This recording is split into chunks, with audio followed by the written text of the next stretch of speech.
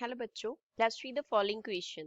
The ratio of time constant in build up and decay in the circuit shown in the figure is. हमें जो figure दिया गया है उसमें time constant का रेशियो फाइंड आउट करना है during build up and decay. Options क्या है? 1:1, 3:2, 2:3 एंड 1:3. सर्किट में आर, 2R दो रजिस्टर्स हैं. L रिप्रेजेंट कर रहा है इंडक्टर को. एक बैटरी लगी हुई है V वोल्टेज एंड यहाँ पे एक की कनेक्टेड है. First of all we will talk about the key concept of the question. इस क्वेश्चन में यूज की कॉन्सेप्ट क्या है? क्वेश्चन में बात हो रही है बिल्ड अप एंड डिके की. तो फर्स्ट ऑफ ऑल हम इन दोनों टर्म्स की बात करेंगे. बिल्ड अप का क्या मतलब है? इसका मीन्स है जब इंडक्टर जो है वो चार्ज हो रहा है. इंडक्टर क्या हो रहा है? चार्ज हो रहा है. इंडक्टर की चार्जिंग के प्रोसेस को हम बोलते हैं बिल्ड अप. और दूसरा क्या बोला है? डिके. दूसरा क्या बोला है? डिके बोला है. इसमें क्या हो रहा है? डिके में जो इंडक्टर है वो डिस्चार्ज हो रहा है. इंडक्टर क्या हो रहा है? डिस्चार्ज हो रहा है. अब इंडक्टर के चार्ज एंड डिस्चार्ज होने का मीन्स क्या है? इंडक्टर चार्ज हो रहा है मीन्स इंडक्टर एनर्जी को स्टोर कर रहा है. इंडक्टर एनर्जी को स्टोर कर रहा है. डिस्चार्ज हो रहा है मीन्स इस केस में इंडक्टर की जो एनर्जी है उसे वो क्या कर रहा है? लूज कर रहा है. एनर्जी का लॉस हो रहा है. तो इंडक्टर जो है वो किस फॉर्म में एनर्जी स्टोर करता है और किस फॉर्म में एनर्जी उसके इनसाइड स्टोर होती है? इंडक्टर स्टोर करता है एनर्जी को. Inductor stores energy in form of magnetic field. Inductor के इनसाइड मैग्नेटिक फील्ड की फॉर्म में एनर्जी जो होती है वो स्टोर होती है. एंड टाइम कांस्टेंट का फॉर्मूला क्या होता है? टाइम कांस्टेंट का फॉर्मूला चाहिए हमको. टाइम कांस्टेंट को टॉ से डिनोट करते हैं. इसका फॉर्मूला होता है inductor divide by resistance L R circuit में.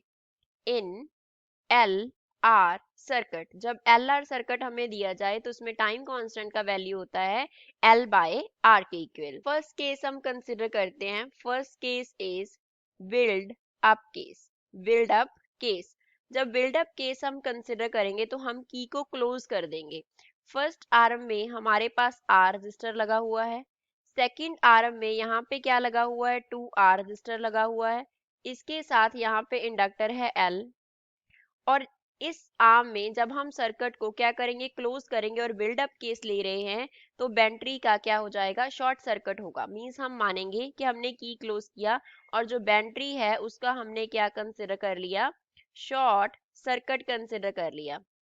Short circuit. तो जो करंट होगा वो शॉर्ट पाथ फ्लो करता है तो वो यही पाथ में फ्लो करेगा. इसी में आई करंट जाएगा. इसमें जो करंट होगा आई वो क्या हो जाएगा? जीरो के इक्वल होएगा. इस ब्रांच में कोई भी करंट नहीं होएगा. करंट सो होगा वो सेकंड ब्रांच जिसमें 2R एंड L लगे हुए हैं उसी में से क्या करेगा? फ्लो करेगा. तो इंडक्टर की जो वैल्यू है L है, रेजिस्टेंस कितना है? 2R. That means build up case में अगर हम टाइम कांस्टेंट को टॉ 1 कंसिडर करें तो इसका वैल्यू हो जाएगा L अपॉन R. R कितना है? 2R के इक्वल है. तो इसको मान लो क्वेश्चन नंबर 1. अब सेकंड केस कंसिडर करते हैं. सेकंड का केस क्या है? डिके. डिके का मतलब है कि इंडक्टर जो है वो डिस्चार्ज हो रहा है. फिर से सर्किट को ड्रॉ करते हैं. ये हमारे पास आर्म है जिसमें आर लगा हुआ है. सेकंड आर्म में ये रजिस्टर है जिसमें 2R लगा हुआ है. यहाँ पे इंडक्टर लगा हुआ है. अब इसमें जो होगा हम अगर की क्लोज कर देंगे, की को क्लोज कर दिया तो भी जो हमारा बैटरी है वो ओपन सर्किट की तरह बिहेव करेगा. मींस हमारा सर्किट ऐसे होगा. तो अब इंडक्टर डिस्चार्ज हो रहा है तो जो करंट है वो ये वाला पाथ क्या करेगा? फॉलो करेगा. तो इसी ब्रांच में करंट होगा, नीचे कोई करंट नहीं होगा. अब जो R एंड 2R हमारे पास टू रजिस्टर्स हैं, ये दोनों क्या हैं? सीरीज में बन रहे हैं. R इन सीरीज क्या बन रहे हैं? सीरीज में बन रहे हैं. अगर ये दोनों सीरीज में हैं तो इस केस में इक्विवेलेंट रेजिस्टेंस क्या होगी? इनका सम होगी. सीरीज में हम रेजिस्टेंस को ऐड कर देते हैं उनकी रेजिस्टेंस को तो टोटल रेजिस्टेंस हो गया 3R. तो इस केस में अगर हम टॉ 2 निकालें तो वो क्या हो जाएगा? L inductance divide by resistance. अब रेजिस्टेंस कितना है, 3R के इक्वल है। मान लो ये है क्वेश्चन नंबर 2। हमें क्या निकालना था, इनका रेशियो निकालना था। रेशियो निकालने के लिए हम क्या करेंगे, डिवाइड कर देंगे क्वेश्चन 1 को क्वेश्चन 2 से। तो टॉ1 बाय टॉ2 का वैल्यू क्या आएगा, L बाय 2R आ जाएगा, मल्टीप्लाई क्या हो जाएगा, 3R बाय L। टॉ2 का वैल्यू इन्वर्ट हो जाएगा, तो इसको कैंसिल करने पे क्या आएगा, 3/2। सो जो रेशियो आ रहा है वो कितना आ रहा है, 3/2 आ रहा है। यही इस क्वेश्चन का फाइनल आंसर होगा। So the final answer is 3 ratio. तो गिवन ऑप्शन में से सेकंड ऑप्शन करेक्ट है। I hope you understood it well. Thanks.